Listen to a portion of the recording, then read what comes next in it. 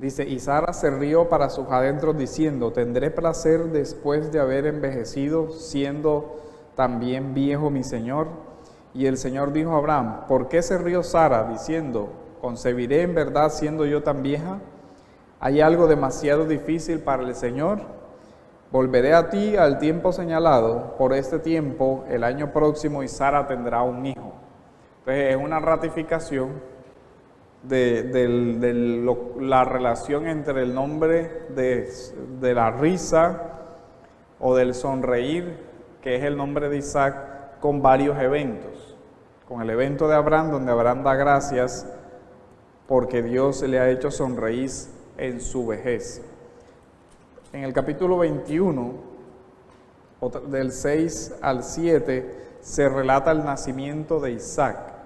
Y se presenta este nacimiento como un don de Dios que cumple las promesas de Dios hechas a Abraham.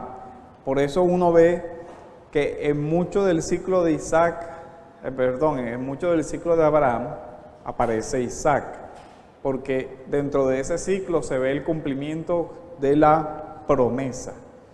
Entonces, capítulo 21, versículo 1 dice, entonces el Señor visitó a Sara como había dicho, e hizo el Señor por Sara como había prometido.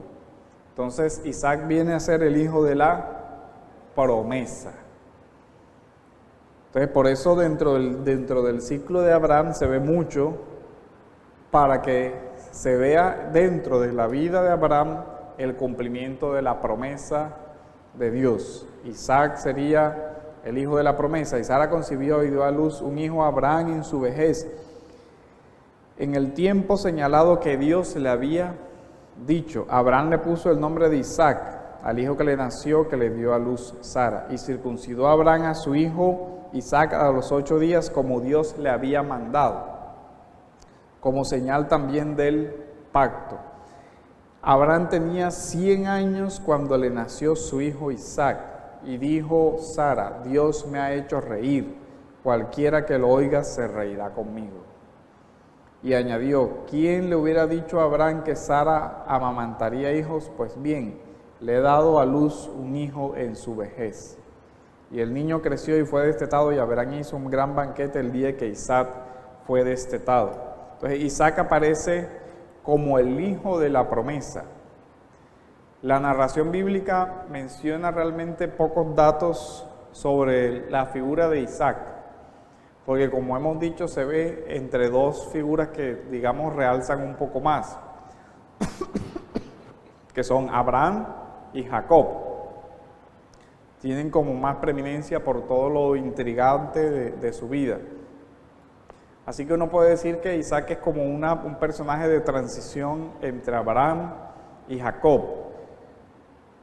Es importante, de todos modos, el nacimiento de Isaac, resaltando que Isaac iba a ser el heredero de la promesa.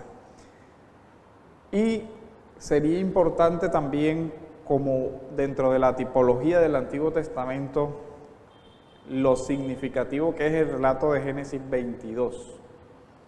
Vamos a leer Génesis 22 solamente unos cuantos versículos. 22:1 dice, aconteció que después de estas cosas Dios probó a Abraham y le dijo, Abraham, y él respondió, heme aquí. Y Dios dijo, toma ahora a tu hijo, tu único, a quien amas, a Isaac, y ve a la tierra de Moriah y ofrécelo allí en holocausto sobre uno de los montes que yo te diré. Entonces ahí se introduce la prueba de Abraham. Entonces mire lo significativo. Por eso es que no hay lugar todavía a ubicar aquí el comienzo del ciclo de Isaac, porque uno nota que todo el capítulo 22, quien es el personaje principal es Abraham, porque se trata de la prueba de Abraham. Y el versículo 18, por ejemplo, dice, y en tu simiente serán benditas todas las naciones de la tierra, porque tú has obedecido a mi voz. Note que en el transcurso de este relato, Abraham, vamos a ver el versículo 4.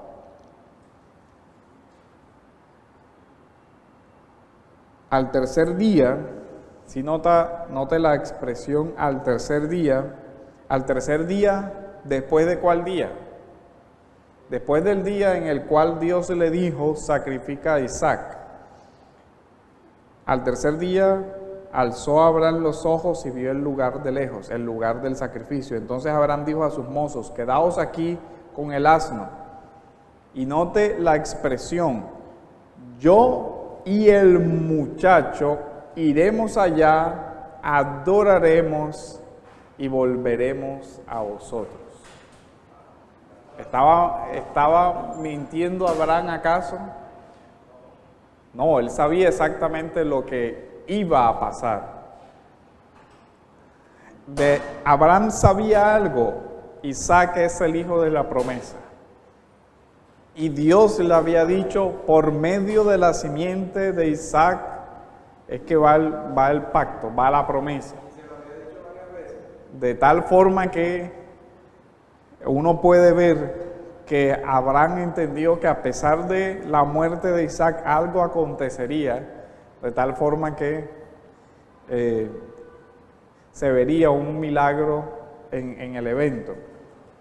Entonces, ahí vemos cómo ya se va a prefigurar este relato de Isaac, va a ser interpretado por la carta a los hebreos como una señal de la enseñanza de la resurrección de los muertos en el Antiguo Testamento.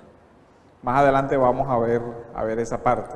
Entonces la promesa divina se le hace a Isaac.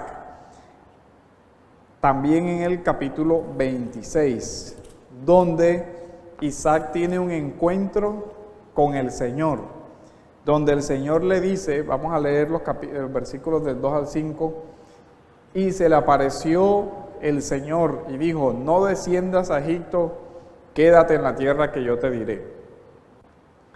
Aquí ya estaríamos viendo cómo en Isaac se desarrolla el pacto.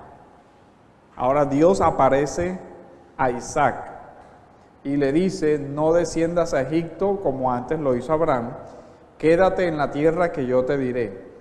Reside en esta tierra y está la fórmula para Isaac. ¿Se acuerdan cuando vimos la característica de las promesas? Reside en esta tierra y yo estaré contigo. Y te bendeciré, porque a ti y a tu descendencia daré todas estas tierras y confirmaré contigo el juramento que juré a tu padre Abraham. Entonces aquí está verdaderamente la transición entre un personaje y otro, donde ya Dios se dirige a Isaac y le dice, contigo cumpliré el juramento que yo le hice a Abraham. Es decir, ahora viene Isaac a ocupar el lugar de Abraham en el pacto y en todo el desarrollo. Al multiplicarte tu descendencia, promesa que también le había dado a Abraham, como las estrellas del cielo, es la misma promesa, como las estrellas del cielo, y daré tu descendencia todas estas tierras, y en tu simiente, la misma promesa que Dios le había dado a Abraham, serán benditas todas las naciones de la tierra. Pero mire algo, ¿por qué?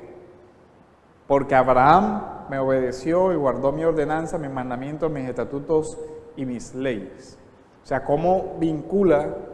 Por amor a Abraham es que establezco el pacto contigo.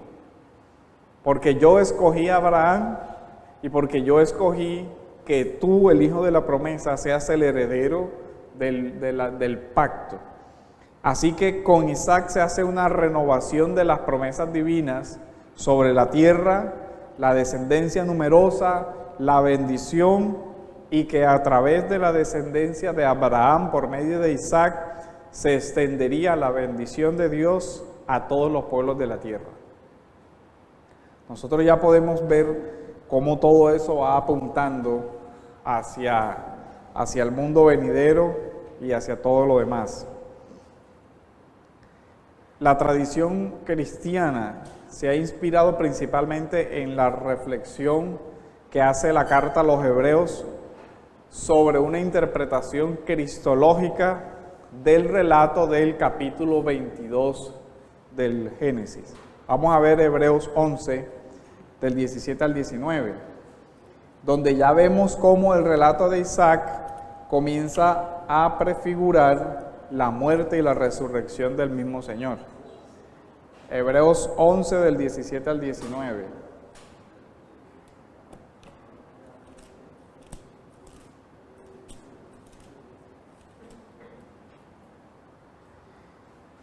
Por la fe Abraham, cuando fue probado, ¿se acuerdan cuando fue probado? El comienzo del capítulo 22, donde dice que Dios probó a Abraham. Dice, por la fe Abraham cuando fue probado ofreció a Isaac, y el que había recibido las promesas ofrecía a su único hijo. Fue a él a quien se le dijo, en Isaac te será llamada descendencia. Él consideró que Dios era poderoso para levantar aún de entre los muertos, de donde también en sentido figurado lo volvió a recibir.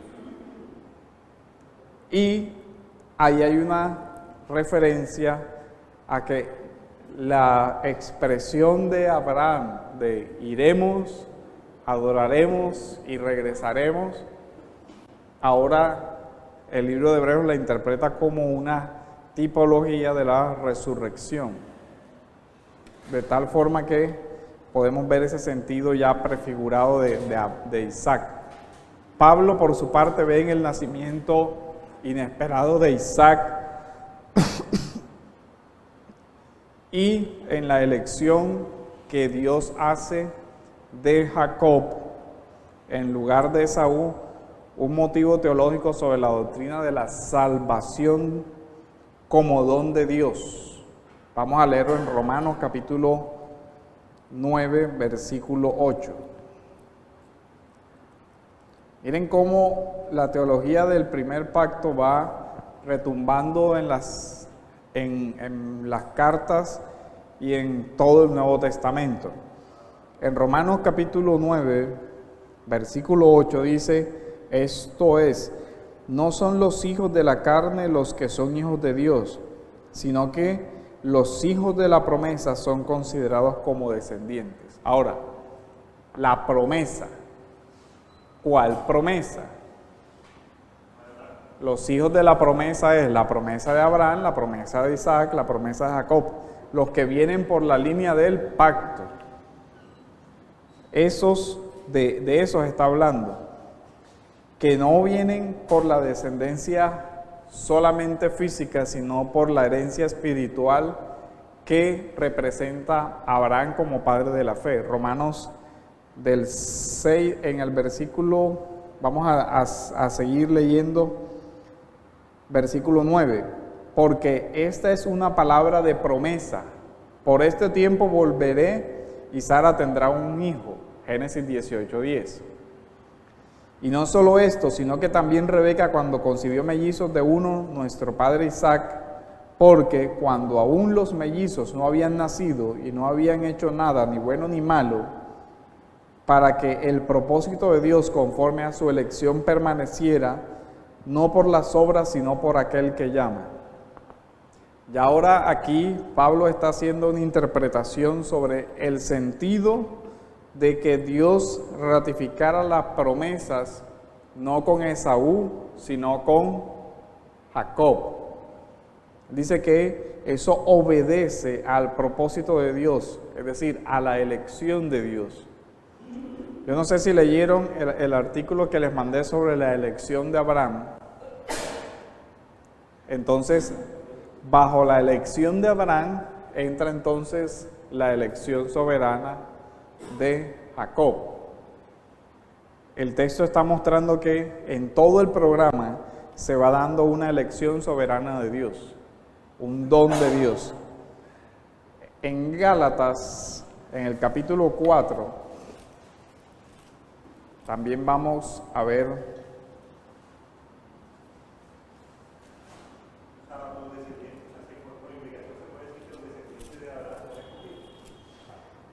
que aquellos a los que Dios le concede la fe están bajo el mismo pacto de Abraham. Y por lo tanto, así como Abraham fue elegido, los que vienen a heredarle también fueron objeto de esa especial elección de Dios. En Gálatas 4,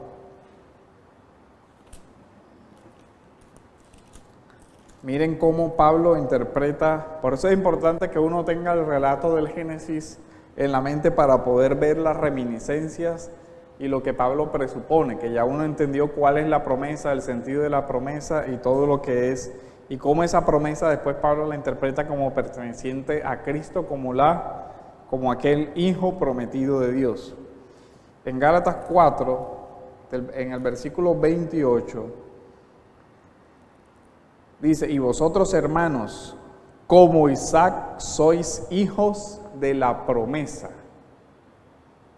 ¿Sí ve? Entonces, sois hijos de la promesa, pero así como entonces el que nació según la carne persiguió al que nació según el Espíritu, así también sucede ahora. Pero, ¿qué dice la Escritura? Echa fuera a la sierva y a su hijo, pues el hijo de la sierva no será heredero con el hijo de la libre. Esa es una referencia al evento que sucedió con Ismael y a todo el conflicto entre Sara y la criada y todo lo demás.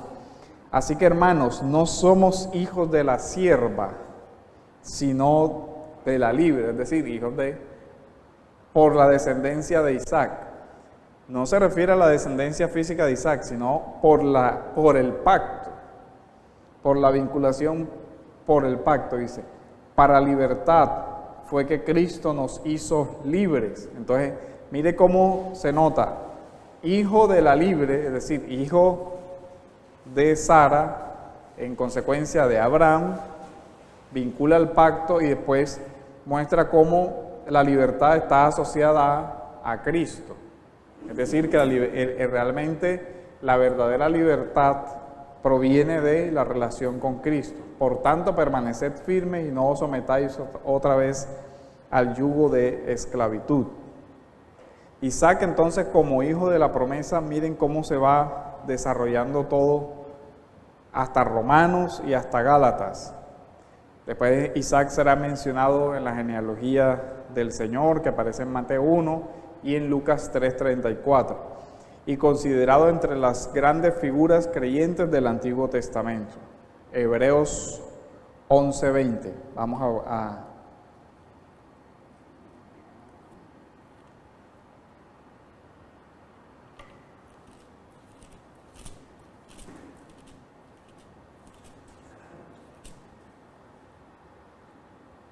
por la fe bendijo Isaac a Jacob y a Esaú aún respecto a cosas futuras. Entonces, miren cómo hay una dimensión escatológica que ya Hebreos muestra desde el primer pacto. Dice que hay una bendición con respecto a cosas futuras. Entre otras de esas cosas futuras está la simiente o el hijo que vendría, que apunta a el Señor. Por eso dentro de la genealogía se ubica también a Isaac, que el Señor viene por la línea de Abraham, viene por la línea de Isaac y de Jacob. Entonces vemos como hay una conexión muy íntima entre pacto, promesas y cómo eso nos lleva hacia el primer o hacia el nuevo pacto. La elección divina sobre Jacob después va a manifestar que hay una continuidad entre la herencia. Isaac bendice a Jacob, ya nosotros sabemos todo el asunto que se gestó con relación a la bendición. Dios había dicho que era por Jacob. Sin embargo, Jacob actúa de forma, digamos, sin la dirección de Dios y compra una primogenitura que ya Dios había dicho que era de él. Luego también interviene la mamá, que tenía una preferencia marcada por este hijo, y por eso en este ciclo se ven los conflictos familiares. ¿Se acuerdan que cuando decíamos que en el ciclo de Abraham se veía las relaciones de padres a hijos? Porque es la relación de Abraham a Isaac. Pero aquí es entre Jacob y Esaú, y así, entre los hermanos donde se desarrolla principalmente el choque, el compitiendo por la promesa, por la herencia, por lo que significaba en esa época la primogenitura, que el uno, que el otro, y paralelamente se ve a los padres involucrados en los conflictos de los hijos, dada una marcada preferencia de un padre hacia un hijo y de la madre hacia otro hijo, que termina generando también una fractura ahí entre la familia. Esa fractura y esas relaciones entre hijos e incluso entre hermanas, porque también entre las hermanas que se casan con Jacob, por ejemplo, comienzan las hermanas a tener problemas.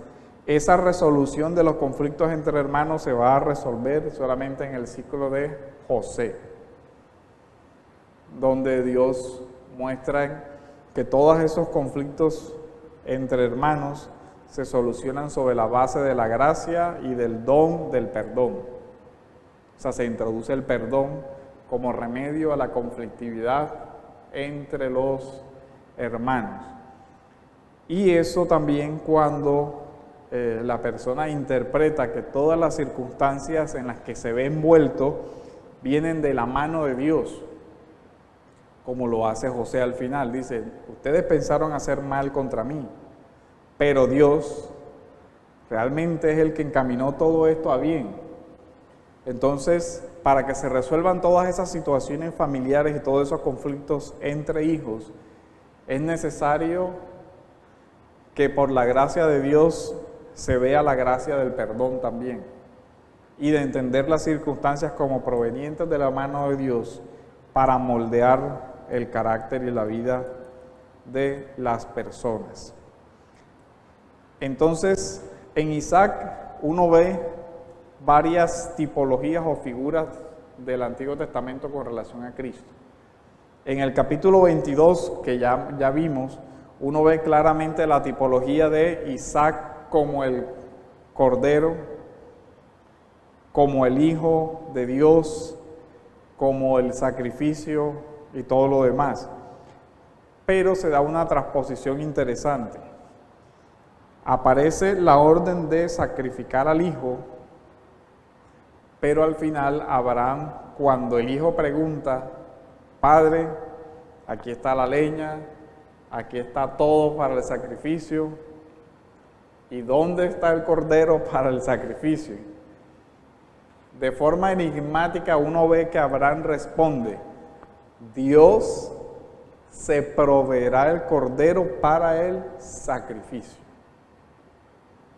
Es interesantísimo cuando Abraham dice, Dios proveerá el cordero.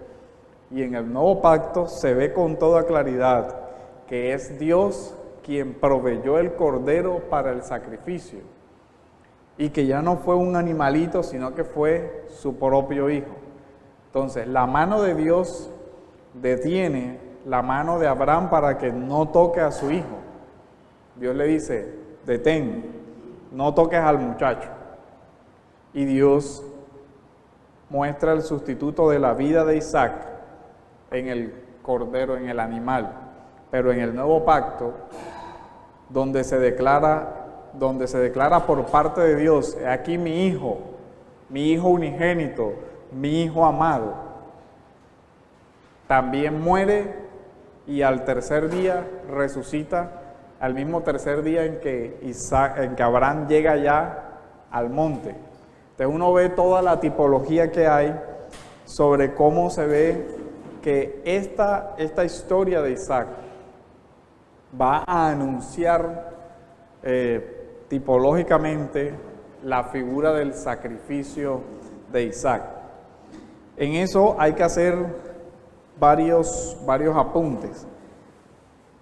No sé por qué, digamos, en la mentalidad popular siempre aparece como si Isaac fuera un niñito que Abraham lleva como engañadito a que, no, vamos y... Pero realmente Isaac ya podía tener cerca entre 30 y 40 años. O sea, era un hombre maduro, plenamente consciente de lo que su padre estaba haciendo, de lo que iba a suceder.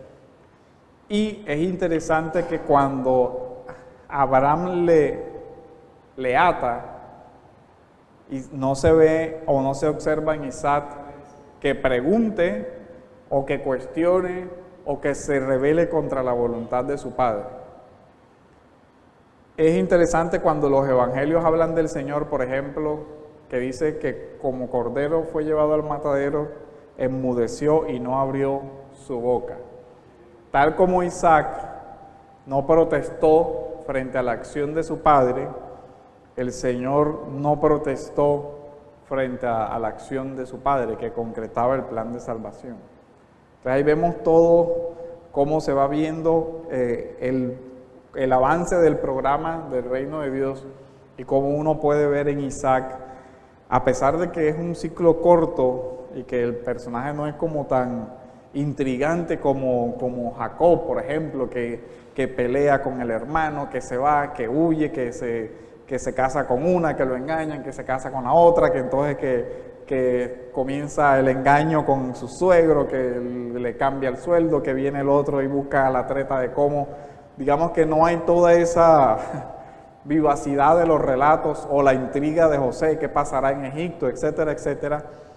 Pero sí hay una tipología muy interesante en la vida de Isaac. Por eso el texto bíblico lo usa como una referencia interesante, sobre todo lo usa como una referencia de la obra de Cristo. Entonces es bien importante analizar todo ese capítulo 22 del libro de Génesis y ver todas las imágenes que nos llevan hacia el Nuevo Testamento. De hecho, el hermano Gerley hizo un sermón donde trabajó sobre el capítulo 22 del libro de Génesis, que sería interesante. Yo les envié los links, está en la página de la iglesia, para que vean algunos de los elementos que se resaltan en la historia de Isaac, como la esperanza de la resurrección, como lo interpreta el libro de Hebreos. Como doctrina muy importante que aparece en el ciclo de Isaac es el asunto de los hijos que pelean en el seno materno. Vamos a ir al libro de Génesis, en el capítulo 26, si no estoy mal.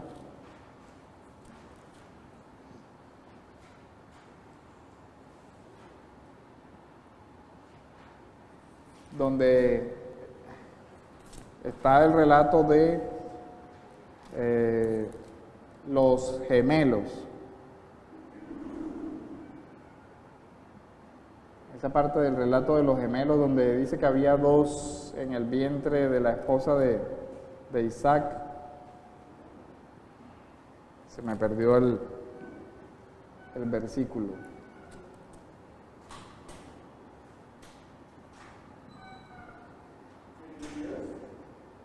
¿Cuál parte dice? Ese. 25-22. Donde dice, pero vamos 20, vamos a leer desde el 20. Tenía Isaac 40 años cuando tomó por mujer a Rebeca, hija de Betuel arameo de Padán Aram, hermana de Labán arameo.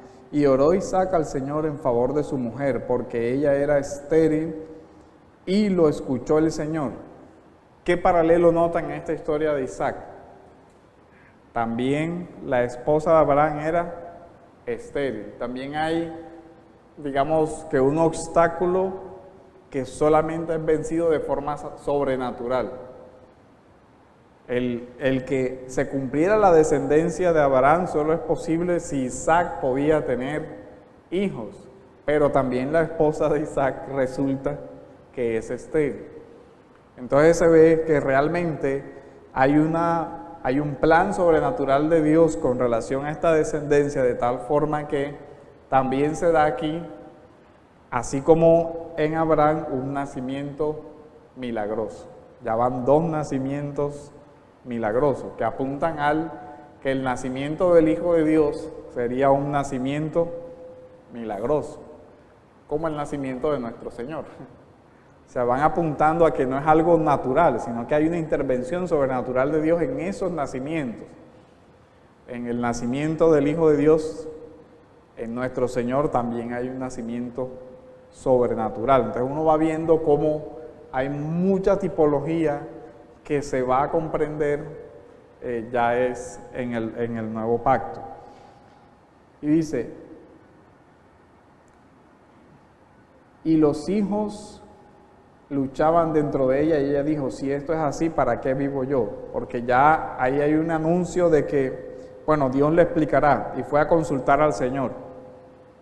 Note que incluso ese es un buen tema de trabajo en los ciclos de los patriarcas, la oración.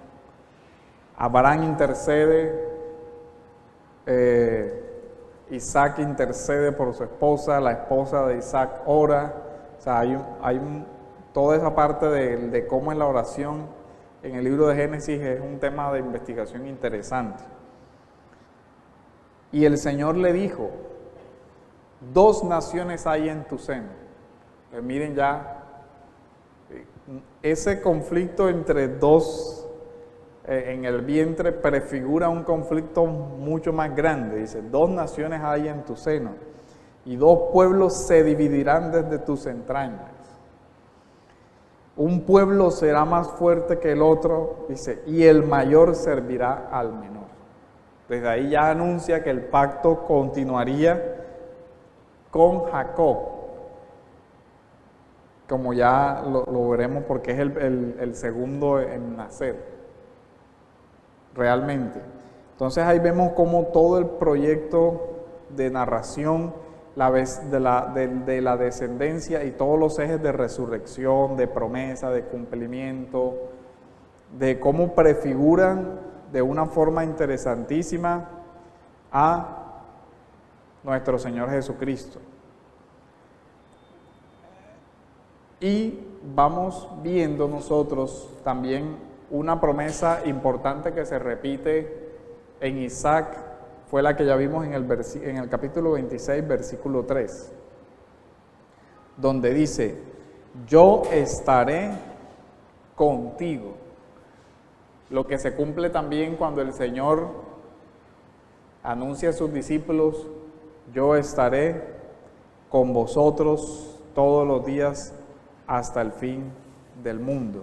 Entonces nosotros vemos que a pesar de que este realmente es un ciclo muy corto, la riqueza que tiene hacia lo que apunta en el Nuevo Testamento es de verdad importante. Vamos al libro de Romanos, en el capítulo 9, donde también la imagen de estos 2 que luchan en el vientre materno, Pablo la utiliza como un argumento para la doctrina de la elección. Romanos 9 dice, vamos a leerlo desde el 8. Esto es, no son hijos de la carne los que son hijos de Dios, sino que los hijos de la promesa. Acuérdense que ya los hijos de la promesa son los que vienen por la línea de Abraham, lo que implica ya la elección de Abraham, después la elección de Isaac, y todos nosotros que nos acogemos a la misma promesa y al mismo pacto que ya venía haciendo, que había hecho Dios con el pueblo. Son considerados como descendientes, porque esta es una palabra de promesa. Por este tiempo volveré y Sara tendrá un hijo. Y no solo esto, sino que también Rebeca, cuando concibió mellizos de uno, nuestro padre Isaac. Los mellizos. Entonces, mire que ya en el texto había dicho, el mayor servirá al menor. ¿Por qué razón? ¿Cuál es la causa? El texto simplemente dice, porque cuando aún los mellizos no habían nacido y no habían hecho nada bueno, no habían hecho nada, ni bueno ni malo, para que el propósito de Dios conforme a su elección permaneciera. Entonces, la única razón por la que eso fue así, por la que el orden natural y cultural de sucesión en la familia, que era que el hijo mayor, el hijo primogénito, era el heredero legítimo, fuera invertido, la única razón para eso es el propósito de Dios y su elección soberana. Y note que excluye cualquier mérito humano, dice, Dios eligió antes de haber nacido y Dios eligió antes de que Esaú hubiera hecho, que alguno de los gemelos hubiera hecho algo bueno o malo. O sea que ese no fue el criterio. Entonces, ese es un punto interesante para ver cómo realmente se ve la libertad de la elección divina y que no depende de las obras humanas, sino de aquel que llama. De aquel que llama por su propia voluntad. Entonces, en este texto, Pablo utiliza ese evento para explicar los planes divinos y para aclarar que el plan de Dios, el plan de redención de Dios, no se funda en los méritos humanos, no se funda en las obras de los hombres, que la salvación obviamente no es por obras y que la elección de Dios es una elección basada en la gracia y solo en la gracia de Dios. Excluye toda obra o todo mérito humano. Por eso el texto dice, antes de haber nacido, cuando no habían hecho ni bien ni mal, para que se mantuviese la libertad de la elección divina, que no estuviera la elección divina condicionada a nada. El texto no permite que uno haga la lectura de, como ya Dios vio todo lo que Esaú iba a hacer, entonces Dios escogió. O como Dios vio que el uno iba a hacer esto y el otro no iba a hacer esto, entonces, porque la elección se da no con base en eso, sino con base en el propósito de Dios, en la elección de Dios, que no depende entonces de las obras humanas, sino del que llama. Como fue dicho a Rebeca, el mayor servirá al menor, y esto por elección de Dios.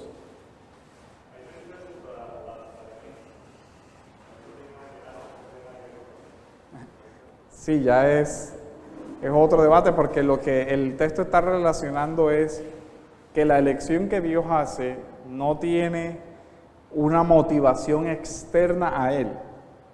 Es decir, porque algunos pretenden de pronto explicar el tema de la elección desde el tema de la presciencia.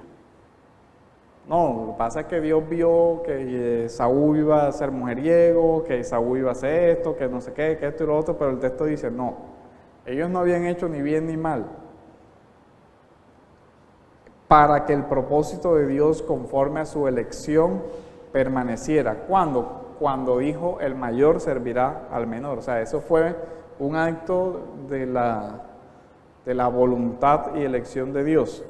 Obviamente, la elección de Dios tiene unos criterios que nosotros no alcanzamos a entender, pero lo que sí es cierto es que el fruto de la elección de Dios se ve en los escogidos y el fruto de la elección de Dios se ve en los que no son escogidos también.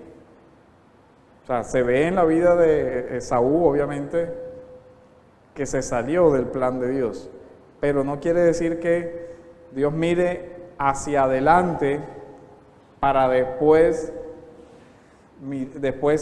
tomar una decisión, porque entonces el motivo de las obras de Dios serían las acciones humanas. Y por lo menos en Efesios y en otros textos dice que Él escogió de acuerdo, conforme a su propia voluntad. Porque si fuera así, entonces el plan de salvación sería en gran parte por obras, y la otra implicación sería que de alguna forma la redención estaría sujeta al desempeño humano. Entonces eso generaría ciertos o graves problemas en todo el entendimiento de lo que es la soberanía de Dios. Entonces ese sería como un panorama de este ciclo de Isaac, del relato de Isaac. No sé si hasta aquí hay alguna pregunta, comentarios.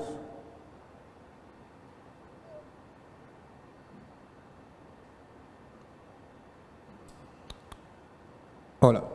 Sí, de pronto, pues, no sé si apartándonos un poquitito del tema de la clase o no, porque es que muchos, un tema muy común, pero es que mis hijos están en la promesa, es que ellos son salvos porque están en la promesa, o también el concepto de los hermanos presbiterianos, entonces, que entienden. Que fíjense que en Gálatas asocia la promesa con la fe. Los que tengan la fe de Abraham entran dentro de la promesa. Y todo el que tenga la fe de Abraham es hijo de Abraham, así no sea descendiente físico de Abraham. Entonces la promesa tiene que ver con la fe. Desde ese punto de vista, la fe no es algo que el Padre transmite. El Padre enseña. La Escritura, educa, todo lo demás. Pero quien otorga la fe es Dios. Porque la fe es un don de Dios, no es algo que el Padre pueda transmitir. Abraham no transmite la fe ni por descendencia física ni por otro medio. Abraham, obviamente con su ejemplo, con su oración y con todo lo demás, guía la vida de Isaac. Pero en algún momento, miren cómo se dan como las transiciones en la Escritura. Primero, cuando se presenta, Dios dice a Isaac, yo soy el Dios de tu padre. Hay una referencia al Padre, una vinculación a el Dios que conoció tu padre, el Dios que te enseñó tu padre. Pero cuando uno sigue leyendo, ve la transición, yo soy el Señor tu Dios. O sea, ya ahí no hay una relación mediada por el Padre, sino ya hay una relación directa de Dios con esa persona. Entonces, digamos que todos comenzamos así. Nuestra relación con Dios es mediada por los padres o por alguna otra persona que nos presenta el Evangelio, pero al final no puede conocer a Dios de oídas porque alguien se lo dijo, sino que tiene que conocer a Dios por un encuentro personal con Él. El padre puede ser de gran bendición para un niño crecer en un hogar cristiano, pero eso no le asegura la fe, porque la fe es un don de Dios. Ese padre, ¿qué tiene que hacer? Orar y rogar para que Dios le conceda a ese hijo nacer de nuevo. Entonces vamos a orar porque ya comienza la otra, estamos sobre el tiempo para la otra clase. Bendito Dios, te damos gracias, Señor, porque tú nos muestras la perfección de tu Escritura, Señor, la unidad de tu palabra.